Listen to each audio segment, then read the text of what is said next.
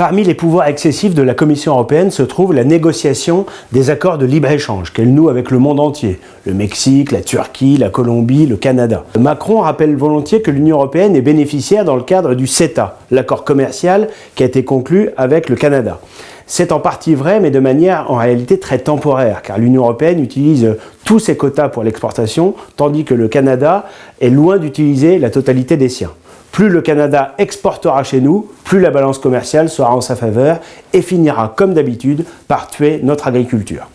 Pour certains pays, dont l'Allemagne, qui sacrifie notre agriculture pour pouvoir vendre ses voitures, ces accords sont des aubaines. C'est d'ailleurs la raison pour laquelle, il faut l'admettre, certains de nos alliés, notamment d'Europe centrale, y sont plutôt favorables, car ils facilitent leurs exportations et leurs coûts de production à eux sont moindres, donc ils ne subissent pas une concurrence déloyale qui serait insoutenable. Mais pour la France, ces accords sont néfastes et tous les partis d'ailleurs français les rejettent, sauf deux partis, les macronistes et les LR. Au cours de cette législature, 4 accords de libre-échange ont été adoptés, avec le Vietnam, avec la Nouvelle-Zélande, avec le Chili et avec le Kenya.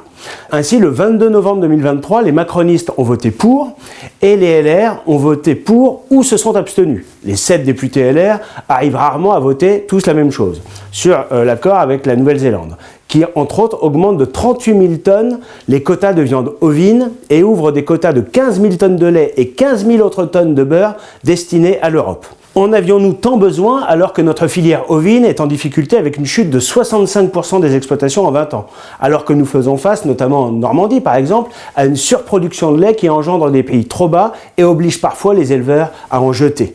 Certains agriculteurs normands travaillent jusqu'à 70 heures par semaine pour se payer finalement un SMIC.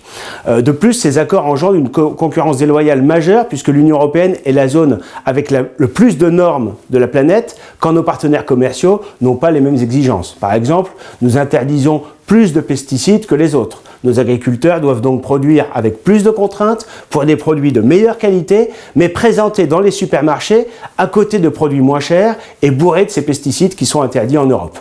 Au-delà de l'aspect purement commercial, il y a une incohérence, pour ne pas dire une hypocrisie terrible, à nous faire importer de l'agneau venu du bout du monde à 20 000 km de distance, tout en imposant, via le pacte vert, une écologie punitive pour réduire nos émissions de carbone. Ce sont des milliers de conteneurs supplémentaires qui vont voyager sur les océans pendant 40 jours pour rallier Auckland à un port européen. D'autres accords sont en projet, avec l'Australie, les États-Unis ou l'Inde.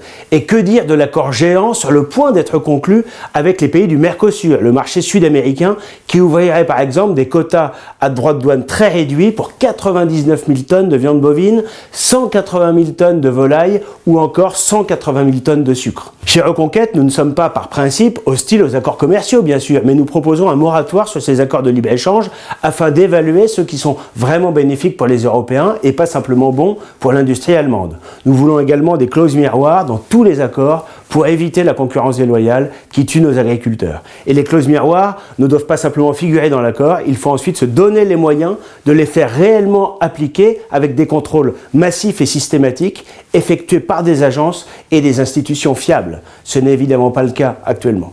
Enfin, nous voulons retirer à la Commission le pouvoir de négocier ces accords qui, après leur conclusion, sont appliqués provisoirement avant même la ratification par les États membres. C'est ce que vous pouvez soutenir en votant le 9 juin pour la liste Reconquête conduite par Marion Maréchal.